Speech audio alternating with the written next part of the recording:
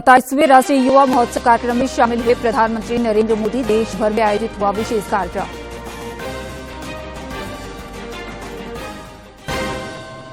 विकसित भारत संकल्प यात्रा के तहत शहरी और ग्रामीण इलाकों में लगातार बढ़ रही लोगों की भागीदारी। वंचित लोग केंद्रीय योजनाओं से जुड़ने के लिए लगातार आ रहे आगे।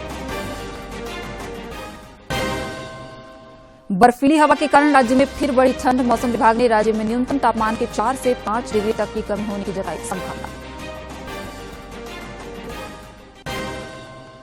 और राज्य स्तरीय मुख्यमंत्री आमंत्रण फुटबॉल कप के पहले सेमीफाइनल में रांची और लोहरदगा, जबकि दूसरे सेमीफाइनल में पाकुड़ और धनबाद के बीच होगा महामुकाबला।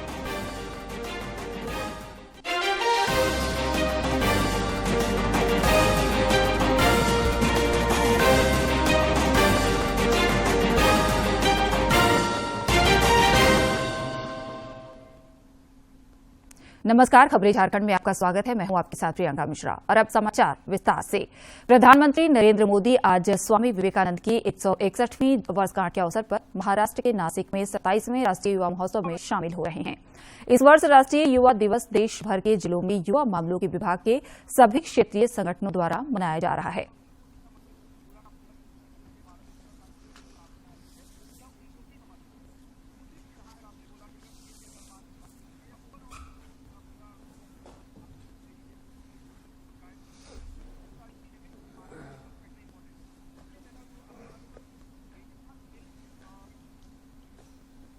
प्रधानमंत्री नरेंद्र मोदी आज महाराष्ट्र दौरे पर हैं। नासिक पहुंचने पर प्रधानमंत्री ने रोड शो किया। इस दौरान प्रधानमंत्री की एक झलक पाने के लिए लोग काफी उत्सुक नजर आए। लोगों ने उनके वाहन पर फूलों की बारिश भी की। दोनों शो की अगर बात की जाए, इस तरीके से प्रधानमंत्री नरेंद्र मोदी के स्वागत के लिए वो वहां पहुंचे। साथ ही प्रधानमंत्री भी यहाँ आप देख सकते हैं तस्वीरों में हाथ हिलाकर प्रधानमंत्री ने सभी का अभिवादन स्वीकार किया, जो कि एक झलक देखना चाहते थे। प्रधानमंत्री की पुष्प वर्षा उन पे कर रहे थे। स्वागत बड़े जोर शोर से और धूमधाम से तस्वीरों में आप देख सकते हैं।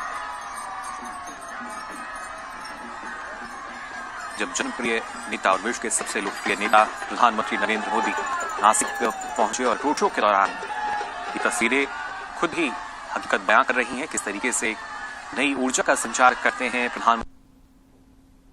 प्रधानमंत्री नरेंद्र मोदी आज महाराष्ट्र के मुंबई को एक बड़ी सौगात देने जा रहे हैं। अटल सेतु का प्रधानमंत्री अब से थोड़ी ही देर बाद शुभारंभ करेंगे। प्रधानमंत्री का विजन शहरी परिवहन बुनियादी ढांचे और कनेक्टिविटी को मजबूत करके नागरिकों की ईज ऑफ मोबिलिटी को बेहतर बनाना है। इसी के तहत प्रधानमंत्री बहुप्रतीक्षित मुंबई ट्रांस हर्बल लिंक का शुक्रवार को उद्घाटन करेंगे। मुंबई ट्रांस हर्बल लिंक शहर के बुनियादी ढांचे के विकास में एक महत्वपूर्ण मील का पत्थर साबित होगा। मुंबई ट्रांस हर्बल लिंक का नाम अटल बिहारी वाजपेयी सेवारी नहावा शेवा अटल सेतु रखा गया है। इस पुल का शिलान्यास भी दिसंबर 2016 में प्रधानमंत्री ने किया था। Mumbai Trans Harbour Link Mumbai को नवी मुंबई से जोड़ने वाली एक महत्वाकांक्षी परियोजना है। यह पुल दक्षिण मुंबई में सेवरी से नवी मुंबई में नहावा शेवा तक सीधा निर्बाध मार्ग प्रदान करेगा, जिससे मौजूदा मार्गों पर भीड़ को काफी हद तक कम किया जा सकेगा। महाराष्ट्र राज्य सड़क विकास निगम और निजी भागीदारों के बीच एक संयुक्त उद्यम मुंबई ट्रांस हर्बल लिंक सार्वजनिक और निजी क्षेत्रों के बीच सहयोग का एक उल्लेखनीय उदाहरण है।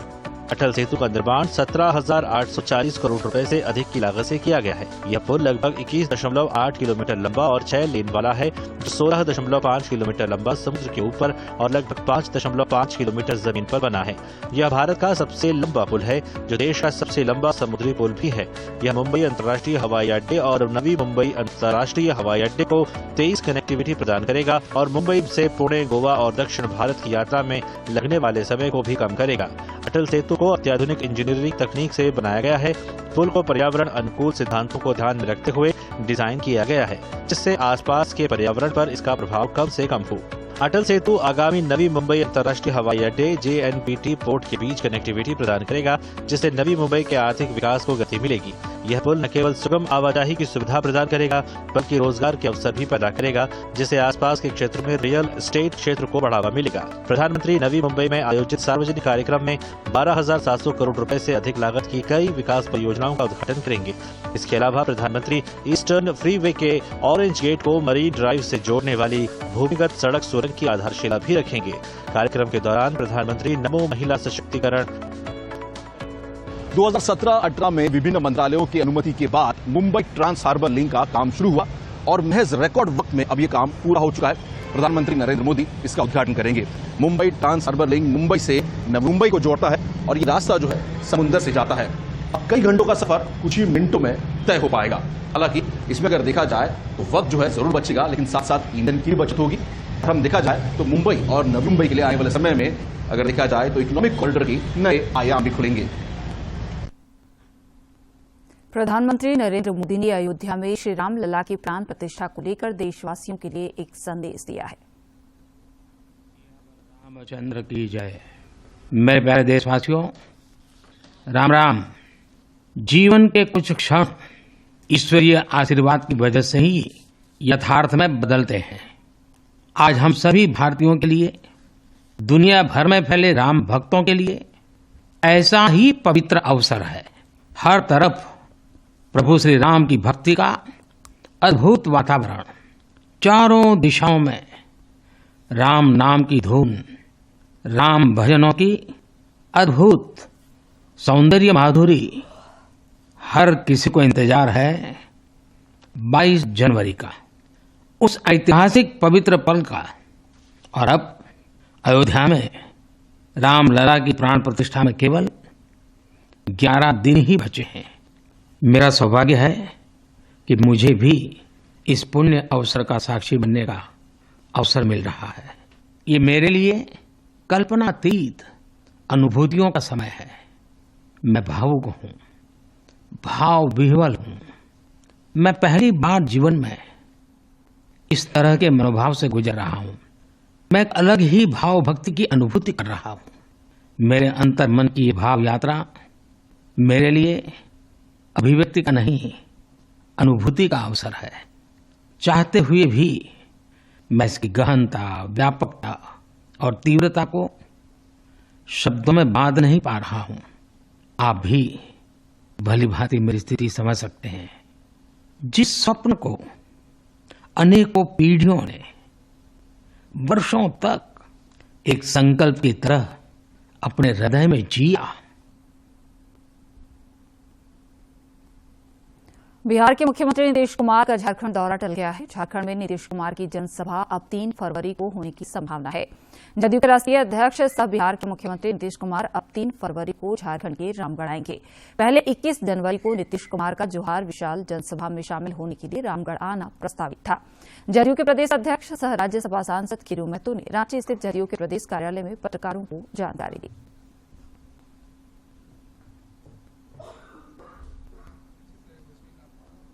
जनवरी ने 3 फरवरी जो होगा रामगढ़ की धरती पर होगा, लेकिन 3 फरवरी ये सब बढ़ाया जा रहा है। जनता की आकांक्षाओं और यहाँ के वर्करों और सब लोगों की भाव भी पहले सबसे बैठक पहले भी यहाँ हुई थी। लोगों ने कहा था लास्ट जनवरी और 1 फरवरी, तो 1 फरवरी उन्होंने दिया है।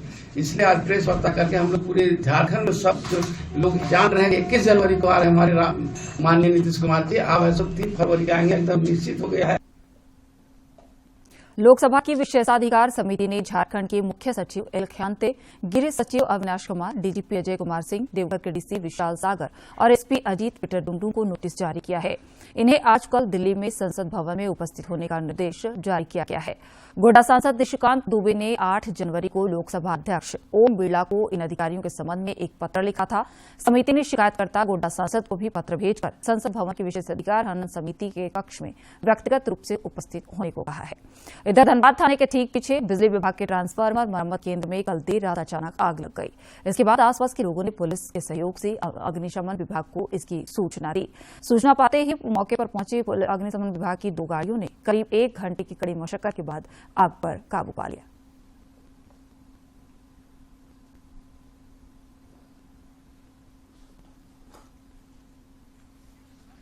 लगातार दमकल चल रहा है, ये वाटर कैनन चल रहा है और भी जरूरत पड़ी है तो और भी वाटर टैंकर और भी दमकल गाड़ी आ रही है क्या सर? और भी गाड़ी आ रही है क्या?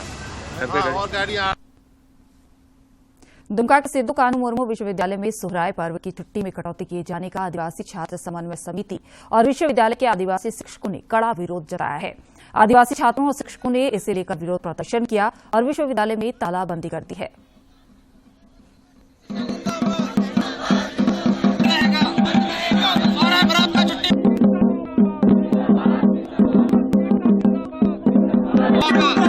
आया है छुट्टियों का यूनिफॉर्म हॉलीडे कैलेंडर, उसमें यहाँ के लिए छुट्टी सिर्फ 14 जनवरी को दिया गया है, जो संडे का दिन है सोहराई के लिए।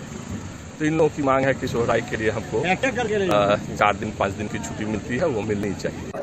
ये आपकी ये बहुत बड़ा साजिश है और ये VC का इसमें कहा जाए तो ये आदिवासी और सोहराय का बहुत बड़ा षड्यंत्र के तहत यहाँ का संस्कृति को इन्होंने दबाने या कुचलने का काम कर रहा है। मैंने कहा कि इसका जो कैलेंडर इन्होंने जारी किया, इसमें जब दुर्गा पूजा, छठ पूजा, मुहर्रम, दीपावली सारा चीज का छुट्टी दे सकता है, तो भैया सोहराय यहाँ आदिवासी बहुल क्षेत्र होने के बाद आदिवासी छात्र छात्रा इतने तादाद पे हैं और इनको आज जो इतना बड़ा हाथी जैसा पर्व के साथ हमारा पर्व को तुलनात्मक किया गया है। गुमला के पालकोट में पशु तस्करी के लिए ले जाया जा रहा एक ट्रक पलट गया। प्रत्यक्षदर्शियों के मुताबिक इस वाहन में कई दर्जन पशुओं को तस्करी के लिए ले जाया जा रहा था। बताया जा रहा है कि एक्सीडेंट में काफी पशुओं की मौत भी हो गई है।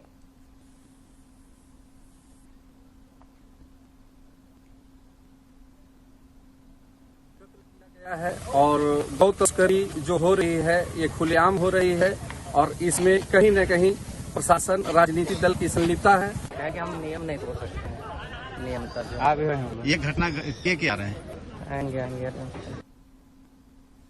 2024 लोकसभा चुनाव के मद्देनजर मतदाताओं को ईवीएम के प्रति जागरूक करने और ईवीएम की पूर्ण जानकारी देने के उद्देश्य से धनबाद में ईवीएम प्रदर्शनी केंद्र की स्थापना की गई है। अनुमंडल पदाधिकारी के कार्यालय के सामने स्थित भवन में प्रदर्शनी केंद्र का शुभारंभ एसडीओ उदय रजक और उप निर्वाचन पदाधिकारी प्रदीप कुमार शुक्ला ने संयुक्त रूप से किया।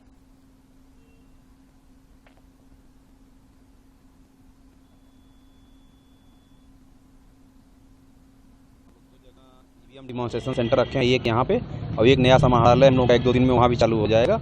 इसके अलावा सभी प्रखंडों में हमारी ईवीएम प्रदर्शनी वैन जो है हो जाएगी, उसमें भी यही सारा सिस्टम वहाँ पे रहेगा। यहाँ पे मेनली ये स्वीप कार्यक्रम के तहत है कि हम लोगों को ये जागरूक करना है लोगों को कि कहाँ बैलेट यूनिट कैसे है, उनको अपना वोट कास्ट कैसे करना है और ये भी वो निश्चिंत हो लें कि वीवीपैट में जिस भी यहाँ XYZ यहाँ पे जैसे दिया हुआ है नाम, X को कर रहे हैं तो X को ही वोट कास्ट हो रहा है या नहीं।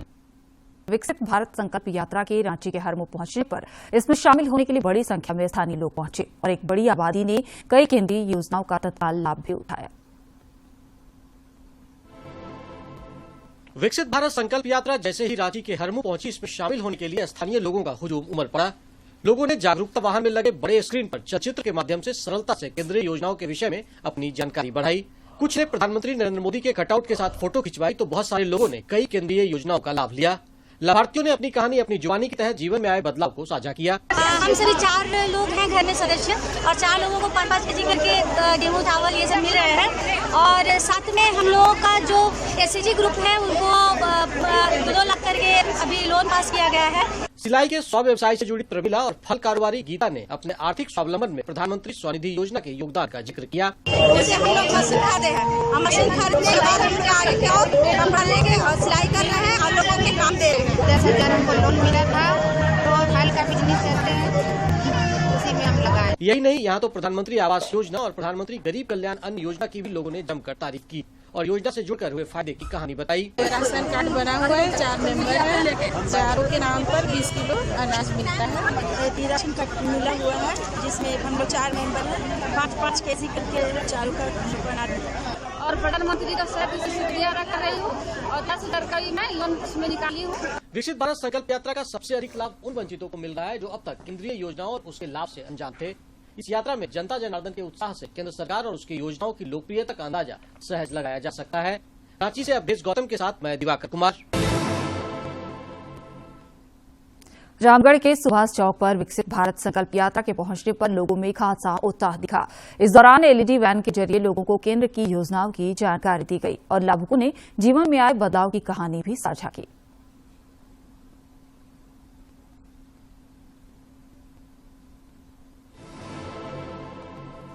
विकसित भारत संकल्प यात्रा में लोगों की भागीदारी लगातार बढ़ रही है। रामगढ़ के सुभाष चौक में इस यात्रा के पहुंचने पर लोगों में खासा उत्साह दिखा। मौके पर लाभुक सुरेश ठाकुर ने कहा कि केंद्र सरकार की कई योजनाओं का उनके परिवार को फायदा मिला है, जिससे उनकी जिंदगी काफी आसान हुई है। मेरा आयुष्मान भवन कार्ड का लाभ मिला हुआ है, गैस चूल्हा मिला हुआ है, इंदिरा आवास भी मिला। नहीं, मोदी जी तो बहुत अच्छे आदमी हैं और अभी तक लेके ही चल रहे हैं समाज को। इस दौरान मौजूद भीड़ ने देश को 2047 तक विकसित राष्ट्र बनाने का संकल्प भी लिया। मौके पर नोडल पदाधिकारी ने केंद्र सरकार की योजनाओं का फायदा उठाने के लिए लोगों को प्रेरित किया। योजनाओं के बारे में एलईडी वैन के माध्यम से एवं हम लोग सशरीर उपस्थित होकर के उन योजनाओं के बारे में रामगढ़ की जनता को विस्तृत रूप से जागरूक किया एवं लोगों को लाभान्वित करने का प्रयास किया। कार्यक्रम के दौरान एलईडी वैन के जरिए लोगों को केंद्र सरकार की जन कल्याणकारी योजनाओं की जानकारी दी गई। यहां मौजूद लोगों के बीच योजनाओं से जुड़ी पुस्तिका और नव वर्ष का कैलेंडर भी वितरित किया गया। रामगढ़ से के तिवारी के साथ मैं दिवाकर कुमार। और अब देखते हैं फटाफट अंदाज में जिलों की खबरें।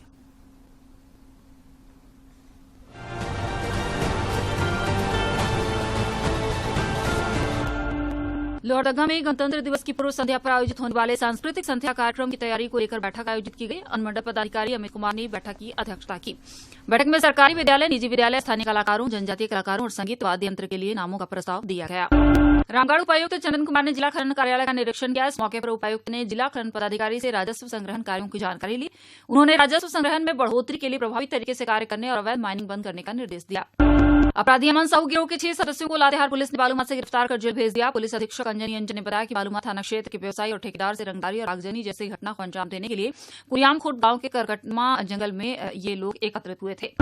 हॉर्स ट्रेडिंग मामले में डीजी अनुराग गुप्ता और तत्कालीन मुख्यमंत्री रघुवर दास के राजनीतिक सलाहकार अजय कुमार को क्लीन चिट मिली है। इस मामले को लेकर रांची के जगन्नाथपुर थाने में मार्च 2018 में गृह विभाग के अपर सचिव ने केस दर्ज कराया था।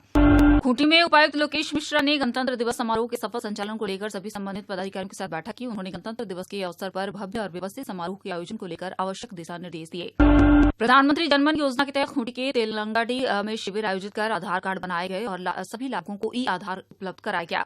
ई आधार के जरिए ग्रामीणों को विभिन्न कल्याणकारी योजनाओं का लाभ दिया जा रहा है। देवघर में उपायुक्त विशाल सागर ने जिला अंतर्गत भू अर्जन संबंधित कार्यों की समीक्षा की। इस दौरान उन्होंने अधिकारियों और कार्यपालक अभियंताओं को भू अर्जन के कार्यों को गति देने, लंबित कार्यों को समय पर निपटाने का निर्देश भी दिया। पलामू जिले के मेदिनीनगर स्थित पुकराह गांव के युवा संकेत को यूट्यूब पर बनाए गए एक अनोखे वर्ल्ड रिकॉर्ड के लिए सम्मानित किया गया। अनोखे वर्ल्ड रिकॉर्ड के लिए संकेत कुमार को पिछले दिनों कोलकाता में इंक जाइड फाउंडेशन नामक संस्था ने सम्मानित किया। संकेत ने YouTube channel mister DTO experiment के माध्यम से 23 सितंबर 2023 को 23 घंटे में 23 मिनट लेंथ के 23 वीडियो अपलोड किए। विशेष मतदाता पुनरीक्षण 2024 के तहत संचालित कार्यों की प्रगति का उपायुक्त कुलदीप चौधरी और पुलिस अधीक्षक आलोक प्रियदर्शी ने अनुमंडल पदाधिकारी बेरमो कार्यालय का निरीक्षण किया।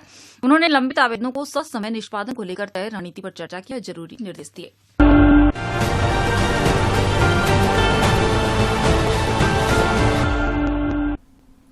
और अब देखते हैं कारोबार की कुछ खबरें।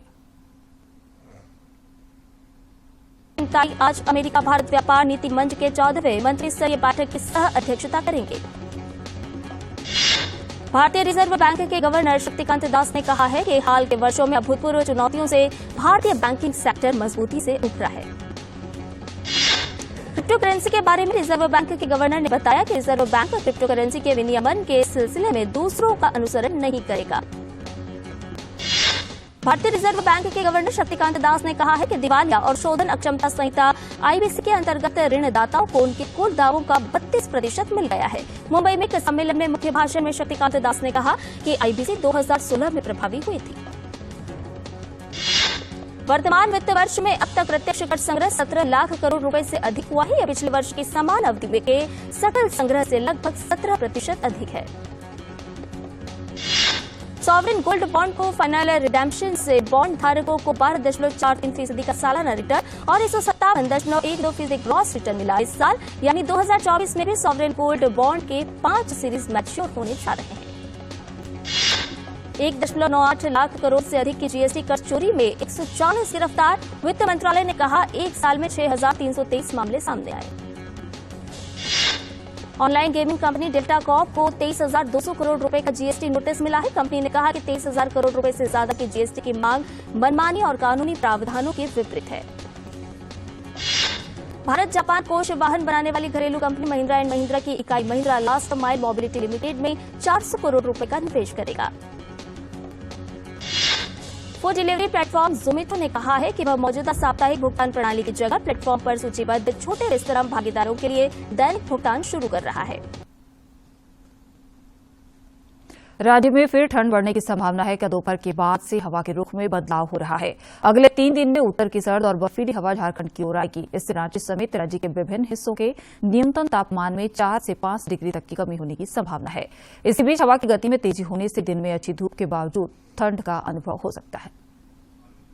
झारखंड राज्य स्तरीय पुरुष महिला मुख्यमंत्री आमंत्रण फुटबॉल कप टूर्नामेंट के दूसरे दिन कई रोचक मैच खेले गए। मैच के दौरान खिलाड़ियों की हौसला अफजाई पूर्व हॉकी ओलंपियन मनोहर टोपनो समेत अन्य लोगों ने की। पुरुष वर्ग का पहला सेमीफाइनल मुकाबला रांची बनाम लोहरदगा के बीच होगा, जबकि दूसरा सेमीफाइनल मैच पाकुड़ बनाम धनबाद के बीच खेला जाएगा। राजधानी रांची में हॉकी ओलंपिक क्वालिफायर से पहले हर रोज सभी टीमें मैदान में पसीना बहा रही हैं और मीडिया से भी मुखातिब हो रही हैं। आज भारतीय महिला हॉकी टीम की कप्तान सविता पुनिया ने मीडिया से बातचीत की और कहा कि यह पूरा टूर्नामेंट टीम इंडिया के लिए बेहद जरूरी है। साथ ही यहां से पेरिस ओलंपिक का रास्ता साफ होगा। अपने ही हाफ में उनको डिफेंस करते रहते थे और आज एक टाइम है, अगर आप लोगों ने मैच भी देखा है तो 4-2 का स्कोर है और शायद 4th क्वार्टर हमने टोटली जो हमारी हॉकी है वो हम नहीं खेले और उस वजह से शायद स्कोर लाइन ये रही। बट उनकी क्या स्ट्रेंथ है वो बताएंगे और आप लोगों को पता होगा। बट हमारी स्ट्रेंथ अटैकिंग हॉकी है और वही अपकमिंग मैच में हमारा फोकस रहेगा। और अब देखते हैं फटाफट अंदाज में खेल की खबरें।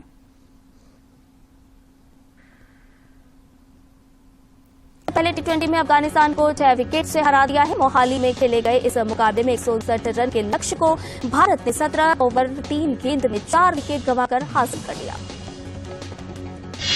भारत के लिए शिवम दुबे ने 40 गेंद में 60 रन की नाबाद पारी खेली। वहीं रिंकू सिंह 9 गेंद में 16 रन बनाकर नाबाद रहे। इसके अलावा जितेश शर्मा ने 31, तिलक वर्मा ने 26 और शुभमन गिल ने 23 रन की पारी खेली। जीत के साथ भारत ने 3 मैचों की टी20 सीरीज में 1-0 की बढ़त ले ली है। श्रीलंका ने जिम्बाब्वे को तीसरी वनडे मैच में 8 विकेट से हरा दिया है। बारिश के कारण 27 ओवर के इस मुकाबले में जिम्बाब्वे ने 97 रन का लक्ष्य रखा। श्रीलंका ने 16 ओवर 4 गेंद में 2 विकेट पर 97 रन बनाकर मैच अपने नाम किया। तीसरे मैच में श्रीलंका के हसरंका ने अपने 7 विकेट लेकर टीम की जीत में अहम भूमिका निभाई। इससे जीत के साथ श्रीलंका ने 3 मैच की सीरीज 2-0 से अपने नाम की। अंत में मुख्य समाचार एक बार फिर।